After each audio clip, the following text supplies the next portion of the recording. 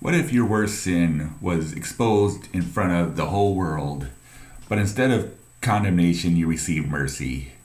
In John chapter 8, this is the story that we see about a woman who is brought in front of Jesus and a group of people, and here they are showing her, telling Jesus and the crowd what she did, the adultery that she performed. And Jesus' response to this sin is very interesting and shows how we need to respond to others, and how with what we do, the same thing should be, we should be responding that the way of the woman. So first of all, in John chapter 8, I want to emphasize that this is a story that is not in the original text. There's no mention of it in older manuscripts. In fact, some people believe that it was added later on by John, or that it could have been written by somebody that was close to John, one of his servants, and they found it and they placed it in the book of John, but they're not quite sure where it materialized. But they do believe that it had some emphasis to John and his teachings. But in John chapter 8, we start at verse 1. It says, "At dawn he appeared again in the temple courts, where all the people gathered around him, and he sat down to teach them. The teachers of the law and the Pharisees brought in a woman caught in adultery. They made her stand before the group and said to Jesus, 'Teacher, this woman was caught in the act of adultery. In the law, Moses commanded us to stone such women. Now what do you say?' They were using this question as a trap in order to have a basis of accusing him. But Jesus bent down and started to write on the ground with his finger.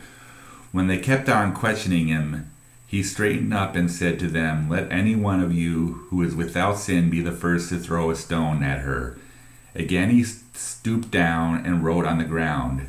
At this, those who heard began to go away one at a time, the older ones first, until only Jesus was left.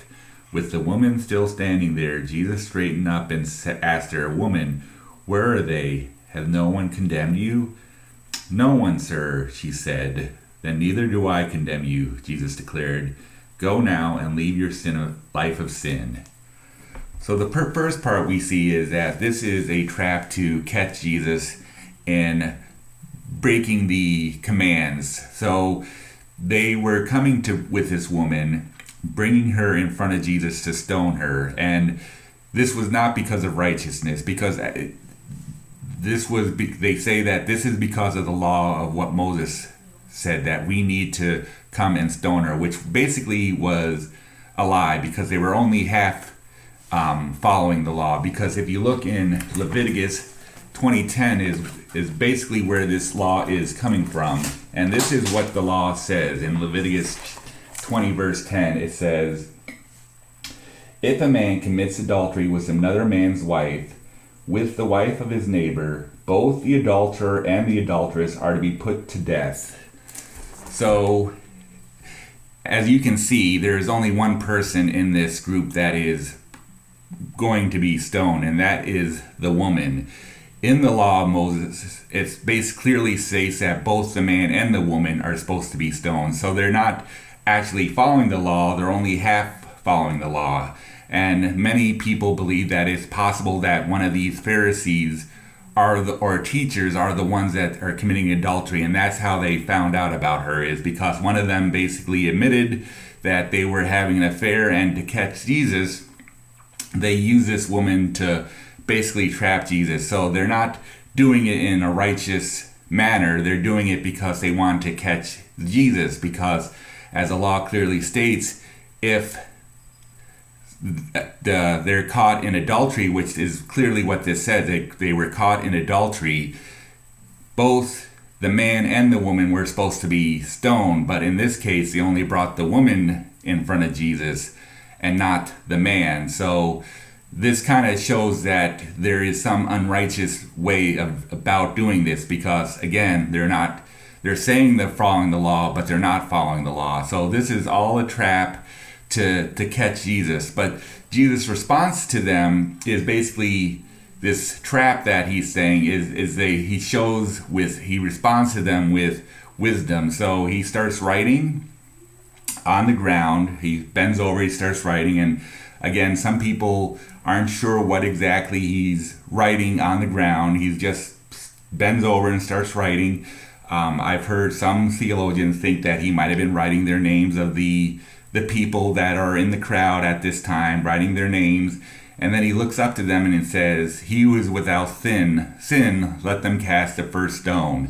So he's looking at them and he starts writing, and he's basically wanting these people who are coming to condemn this woman to look at themselves in their heart and just see in their heart if they have sinned. Basically examine yourself before you judge others. It's kind of what we saw in the other day, where it talks about how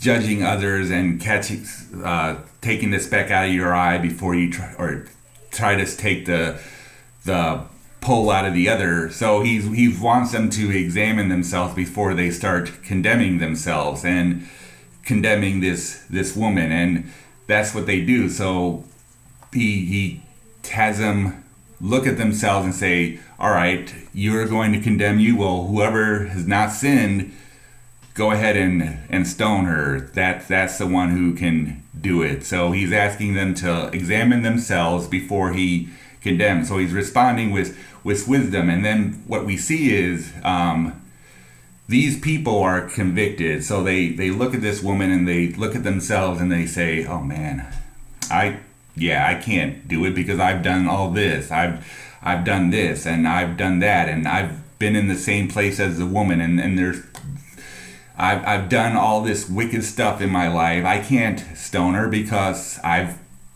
should be in her place also."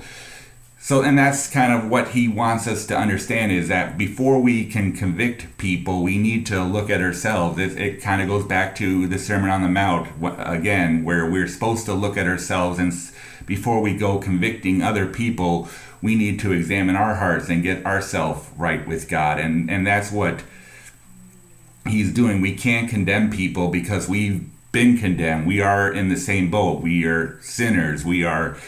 We've done so much against God that we are just like this woman. So he wants us to look at our hearts, and we're convicted for what? And what do? They drop the stones at each one.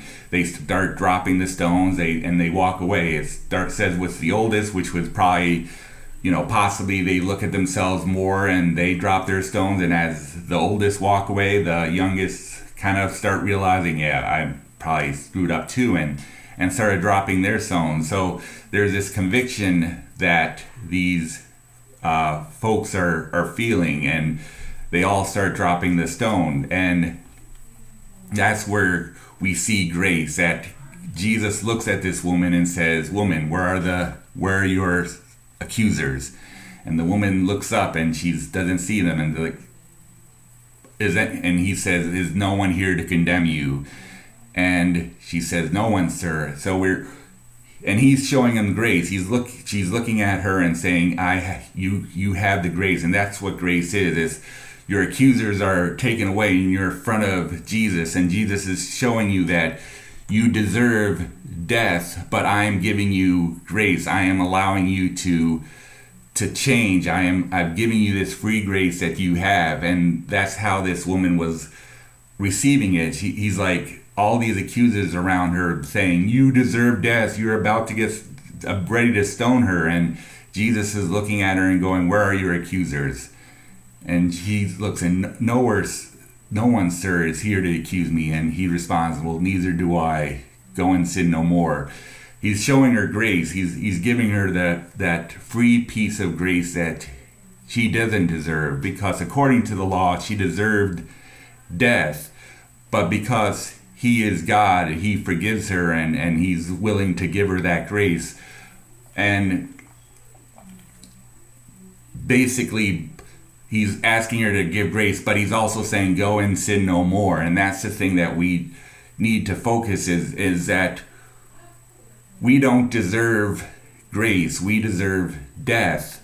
And Jesus is asking us, go and sin no more. So when you truly repent, when you ask Jesus into your life, and when you realize you try that grace, your life needs a change. That woman who was committing adultery, God was forgiving her of her grace, but he was telling her, do not commit adultery, do not sin. Go and change your life. Be better, do the right things. And that's the same thing with those people who were trying to stone her. They had vengeance, they had anger. If they received grace, God would ask her to change your sin. Go and sin no more. Whatever your sin is, you need to change your life. And that's what we need to do when we receive grace. It doesn't mean that we're going to be perfect. I mean, no one is perfect, but we should want to change our life. We should want to live better for Jesus. We should want to be followers. We should want to be disciples. We should want to live a holy and fruitful life. Everything in our lives needs to change. It doesn't mean that we won't fall. It doesn't mean that we won't stumble. But because of God's grace, we should truly want to change our lifestyle and how we live, and live a life of conviction, and realize that we deserve death, but because of Jesus we receive grace. And I pray that you find that grace. I pray that you show that grace to other people that you might be in contact, and understand that we are all sinners and we all deserve the punishment, but because of Jesus we receive grace, and we receive something that we don't deserve. So go out and live a life of grace, live a life of conviction and righteousness. And thank you, and God bless you.